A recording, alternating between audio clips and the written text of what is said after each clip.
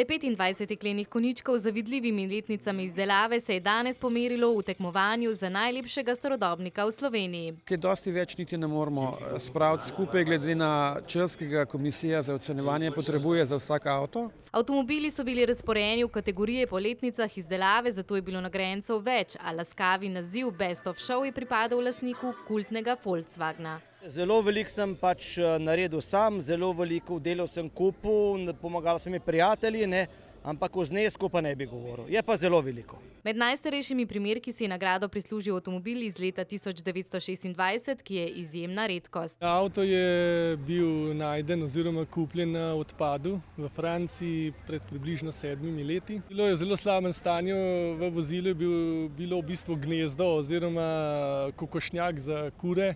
Za restavriranje ljubitelji porabijo tisoče ur, preseneča pa podatek, da rezervni deli niso dragi.